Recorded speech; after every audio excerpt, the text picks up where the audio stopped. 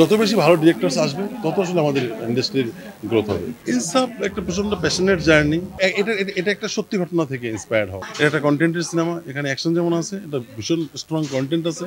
দর্শক সিনেমা হলে যাবে এবং দেখার পরে তারা একটা ভীষণ একটা সিনেমাটিক এক্সপিরিয়েন্স নিয়ে বের হবে। যারা ব্রিলিয়ান্ট পারফর্মার তাদের একটা ওই একটা একটা একটা একটা সেলফ আইডেন্টিটি থাকে। ফিল্ম মেকিং এর সব সেক্টরের, সব ডিপার্টমেন্টের প্রত্যেকটা লোককে ভালো হতো, শুধুমাত্র ডিরেক্টর অভিনেতা না। এমনও হাসি আছে, বেদনায় ভরা। বাংলাদেশে অ্যাকশন সিনেমা শুট করার ক্ষেত্রে কিছু রিসোর্সের লিমিটেশন আছে। ইনসাফ একটা প্রচন্ড প্যাশনেট জার্নি। আমাদের এই যে গল্পটা আমরা এখানে বলতেছি সেটা এসিভ করা আমার জন্য কঠিন ছিল।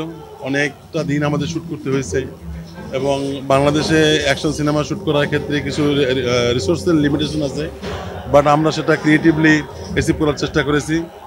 সেটা আপনারা দেখলে বুঝতে পারবেন।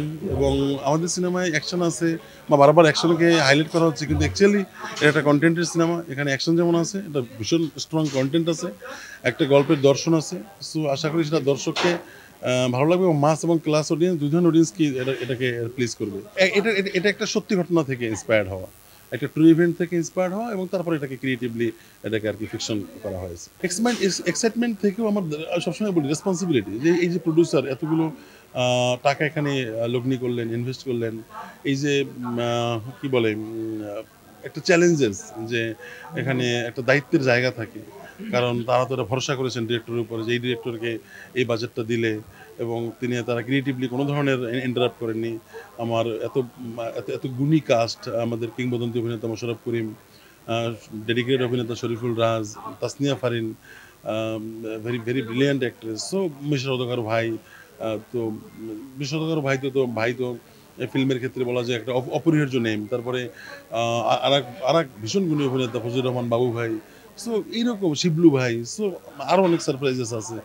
সো এরা যখন আমার সিনেমায় যখন তারা অভিনয় করেছেন, তো আমারও একটা দায়িত্বের জায়গাটাই আমার বেশি, যারা আমি এইসব গুণী অভিনেতাদের নিয়ে কাজ করলাম, এটা অডিয়েন্সের কাছে কতটা পৌঁছতে পারবো। সো এখন আসলে ওই রেসপন্সিবিলিটি, ওই এক্সাইটমেন্ট, আচ্ছা আমরা তো চেষ্টা করেছি, আমরা তো আমাদের একটু মানে সর্বোচ্চটা দিয়েছি, এবার অডিয়েন্স কীভাবে রিয়াক্ট করে সেটার জন্য ওয়েট করছে। ওর সাথে ওই সিনেমা না তো শুধু, ওর আগেও আমরা কাজ করেছি, ট্রল করেছি, যে শহরে টাকা করে করেছি, সো আরও করেছি। সো এটা কাজ তো ওর সাথে প্রথম না এটা। সো সেটা তো একটা তো আন্ডারস্ট্যান্ডিং আগেই ছিল। সিনেমার ক্ষেত্রে আমরা এসে যেটা হয়েছে, এটা বড় পরিসরে, সেটার তো একটা আলাদা ডেডিকেশন, সেটা তো একটা আলাদা জার্নি, একটা লম্বা সময়ের জার্নি। সো সেটা তো দারুণ। আর সবথেকে বড় কথা, দেখুন যে কোনো পারফর্মিং আর্টেই যারা ব্রিলিয়ান্ট পারফর্মার, তাদের একটা ওই একটা একটা একটা একটা সেলফ আইডেন্টিটি থাকে, যারা আসলে ক্যারেক্টারটাকে একটু আলাদা করে দেন। তো তাসনিয়া ফারিন সেরকমই একজন অভিনেত্রী। একটা বলা যাবে না, অ্যাকচুয়ালি আমাদের কি হয়, মজাগুলো তো কাজের মধ্য দিয়েই তো হয়। যেমন আমাদের সেগুলো অনেকগুলো আছে, অনেক মেমোরি আছে আমার, যেগুলো হয়তো আমার মেমোরিতে থেকে যাবে। যেমন আমাদের আউটডোর শুটিংয়ে আমাদের মজা কি, আসলে আমাদের স্ট্রাগল থাকে, অনেক স্ট্রাগল থাকে। কীরকম, ধরুন আমাদের সানের এগেনস্টে কাজ করতে হয়, লোকেশন হয়তো কালকে আর পাবো না, আজকের মধ্যে শুটিং শেষ করতে হবে, এরকম অনেক লিমিটেশনস থাকে। তো আমরা অনেকগুলো লোকেশনসে শ্যুট করেছি, প্রায় 60+ লোকেশনসে শ্যুট করেছি। ঢাকা, গাজীপুর, তারপরে কি বলে, আমরা শ্রীমঙ্গল একটা বড় পোর্শন শ্যুট করেছি, তারপরে এফডিসিতে শ্যুট করেছি, তারপরে মানে বহু জায়গায় আমরা শ্যুট করেছি, একটা একটা রিসোর্টে শ্যুট করেছি। সো আমরা বলছি যে এরকম, মানে বলছি অনেক লোকেশনস আসলে। আমাদের একদিন আমার সিকিউরিটি বলছিল যে দাদা এটা প্রায় 60+ লোকেশনস। এনিওয়ে, সো এত লোকেশনসে কাজ করেছি, এত জার্নি, সেখানে তো অনেক রকমের স্ট্রাগল। ধরেন এই স্ট্রাগলের মধ্যে আমরা কী করবো, আমাদের রিলিফের জন্যই আমাদের অনেক, আমরা কি ওই যে কি হয় না, যে যখন এমনও হাসি আছে, বেদনায় ভরা, তো খুব হয়তো খুব স্ট্রাগল সিচুয়েশন আমরা হিউমার দিয়ে পার করতাম।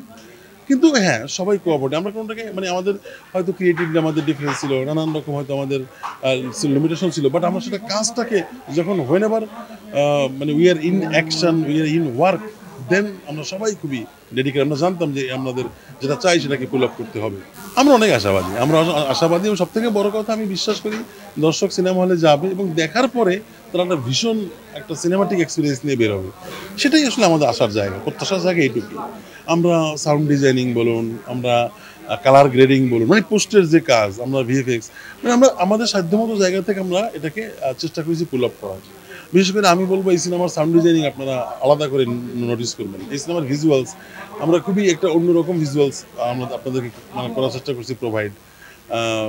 খুবই আর্ট অ্যান্ড কমার্সের একটা মাঝামাঝি আমরা টোন ধরেছি।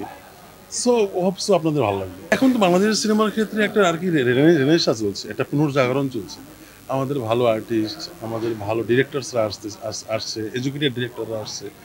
সো এখন আমাদের এডুকেটেড টেকনিশিয়ানস আছে যারা বাইরে পড়াশোনা করছে, হয় না? মানে তো মানে ফিল্ম রিলেটেড ছেলেপেলে আসছে। তো সেটা খুবই ইন্সপায়ারিং এবং এখানে যদি তারা কেরিয়ার পায় তাহলে আমি মনে করি আরও অনেক ব্রিলিয়ান্ট ছেলেপেলে আসবে।